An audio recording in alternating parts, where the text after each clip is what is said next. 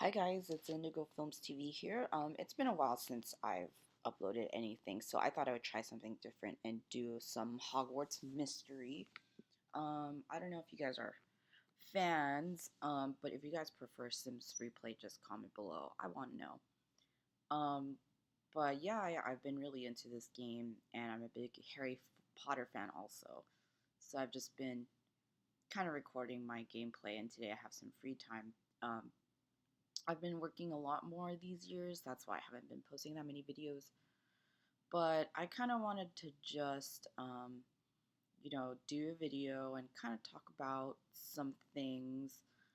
Um, yeah, so right now at this point, I am in, I think it's like my 6th year here at Hogwarts. Well, if for those of you who don't know this game, um, I think I'm in my 5th year. It starts off, you know, before the events of Harry Potter. So in this year so far, I've met Cedric Diggory. So that's one of the characters from the book that originally is there, and then I see them in here in this game. So it's kind of like this prequel to Harry Potter, which is cool, and it incorporates a lot of like Fantastic Beast stuff with all the creatures and magical creatures. So Um, and there's a villain so far. The character that the player has, gets linked to a brother that's missing. So the whole quest of this game is to look for the brother. And we get one villain so far, and it's Rakepick, which is this professor. And in the beginning, you're not sure if she's good or bad, but as time goes on, you realize that at this point, at least, that she's bad. And I don't know, they might pull like a Snape where somehow she's good, but I don't think so. I think she's bad. And you get introduced to some of the regular characters you meet are Bill, Percy, George, Fred, Cedric, like I said, and you actually meet Manugus Fletcher as well, and Wormtail, but then he erases your memory. He obliviates you, so you don't remember who he is. So that's kind of part of it. um, Yeah, I'm curious how you guys are doing. I kind of miss that my channel was a platform to talk about several things. Here you see some of my creatures that I have. I want to buy, I want to purchase or adopt, I should say, more creatures, but it's kind of hard to collect the things you need to get them. So far I have a fairy, a bowtruckle, which I love, a niffler, and a porlock, which is like a pig. But those are all animals, creatures that you see in like Fantastic Beasts. You see some of those. They're Newt Scamander's creatures that he has in his little bag world, briefcase world. Um, so a lot of things I've noticed recently in the social media community is like mukbangs are much popular now. And I remember when I started this channel many years ago, that wasn't a thing. And I was on this group on Facebook called Subtle Asian Traits, and they were talking about, it was a post about, you know, um, Asian American youth and how parents usually expect a lot out of their children and are usually just not happy with not even just their children, but their lives in general. They have a high set of expectations. And because of that, there's a lot of negative that comes out of it, I suppose. So the post I was reading was talking about how um, this individual, like almost, everything seems perfect on the outside, but their parent was really strict and wasn't happy about a lot of stuff and nitpicky and just calls out all the issues with their surroundings, which I can relate to. And so, as opposed to what someone can look on the outside, whether happy or accomplished, you don't really know how they feel on the inside. And I think that's one of the things I think in a lot of cultures, not just Asian Americans, but other cultures where mental health is often undermined. So, so a lot of it is undermined, and I think it's important for us, even though the youth of this generation, you obviously want to satisfy your family and you want to try to make everyone happy, but it's important to also stand up for yourself and for things that aren't right. Um, so, for example, I think, you know, in the public, I try to be really aware of how people can be treated differently, and I do my best in trying to treat everybody equally because there's a lot of biases that I realize that I might have as a person, and I think everyone has them, but in the end, we're all the same. And I think when it comes to people who feel inferior, I think people who, like, if you go to school and you end up with a good job and you have power, then it's important to stand up for those types of people too. So that's one of my beliefs. And then, yeah, when I was talking about mental health, I think that a lot of kids, like when you're going through your teenage years, or if you're younger and in school and outside of school with your friends, um, you might go through a lot of challenging moments, and sometimes it feels like your parents like want so much out of you and you can't really satisfy them, and it's important to pay attention to how you feel too, and kind of just do what you think is right and what you think is good, and to stand up for yourself.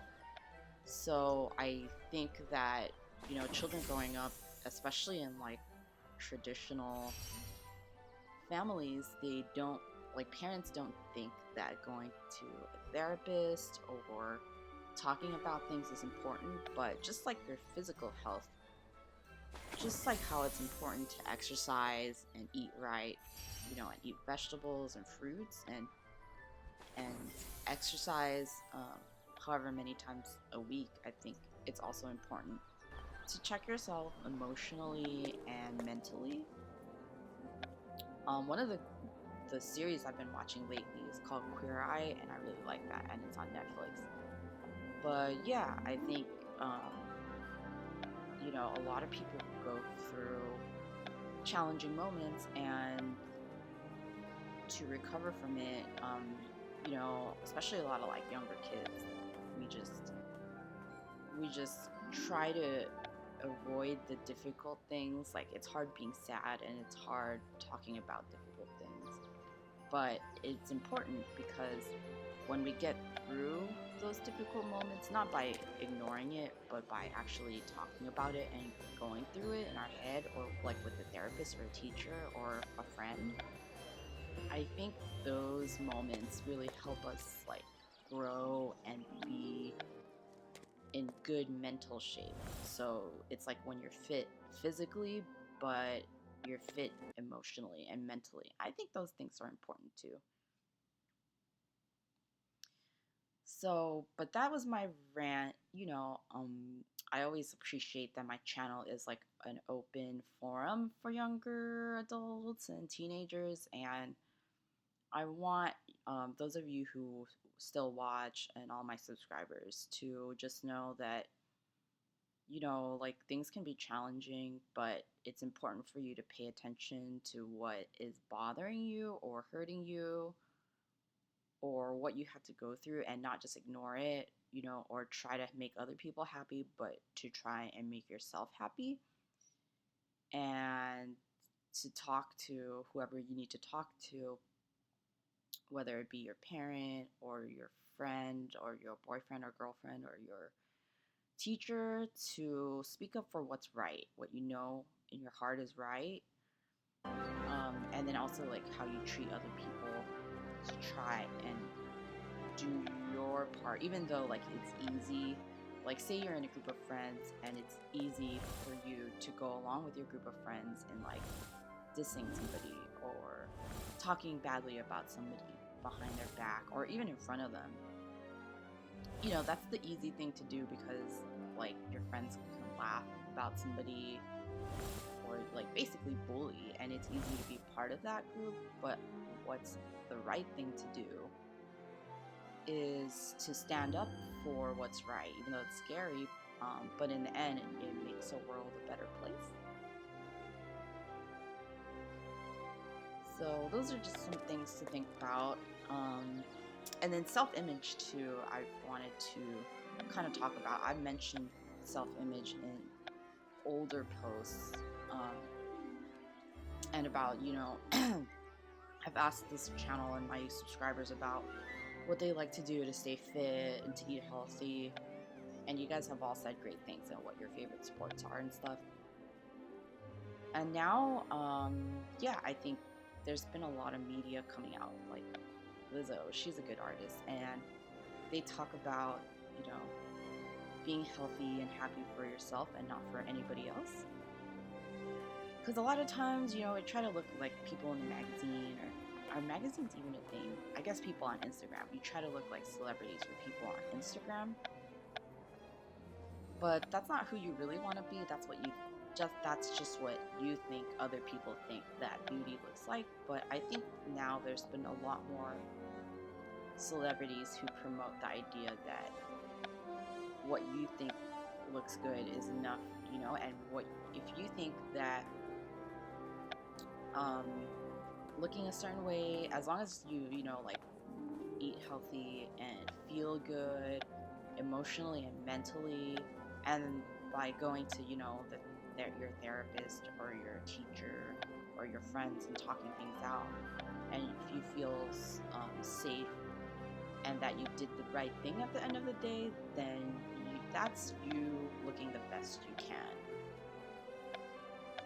So, you know, it's not all about physical looks. I'm sure we all know those people who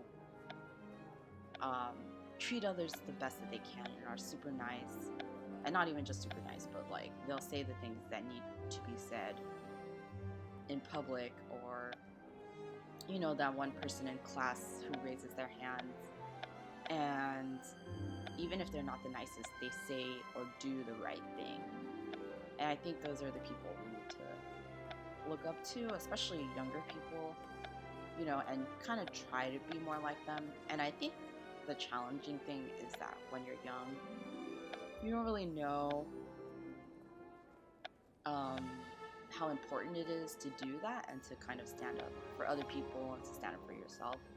It's kind of just easier and to just have fun and also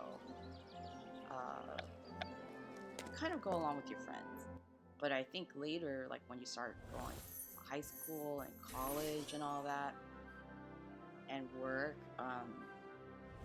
it becomes much more important to, it kind of makes you feel better about yourself. And it makes you feel like you're doing more in life and not just living day to day if you have something to be passionate about, like social justice or doing what's healthy for you. Woohoo! We just finished searching for clues, and I think right now my character is going to find Sickleworth. So Sickleworth is the niffler. That's the pet of, it's a pet niffler of Rakepick, who's the villain. So, and last scene we saw that Sickleworth had like a feather in his mouth, so we're just trying to understand what's going on. Oh, and the main character's brother showed up in the last scene too, but disapparated after dueling the main character, so whoever you are in this game. Which was frustrating, because this whole, you know, game you're trying to find your brother, but he like will show up and then disappear. So, and then he's just trying to protect you, but you're like, as a character, it's kind of like how Harry Potter doesn't want to be protected and wants partake in all the heroics. So we just end up trying to trace back, and then Beatrice, this girl, she's Penny. So Penny is her sister, and Penny is this popular, pretty girl in school. But her sister has gone through a lot with like being trapped in a cursed portrait. So now she comes out and she's different, and she's kind of more rebellious. And I'm curious to see how Beatrice ends up at the end. I think she's a good character, you know. I think she kind of represents like those who are misunderstood, and you know, that's like this part of this story is like her trying to get her sister off her back because she wants to do her own thing too. So wraps right around to what we were saying. And I think she's going to help us right now with our quest to try and look for Rakepick, which is cool because Rakepick, I think, is part of what trapped her in that portrait last year. So she's like traumatized and trying to like prevent any more of that. So that's it for now. Let me know what you guys think about this game, or if you like The Sims better. I'll see you next time.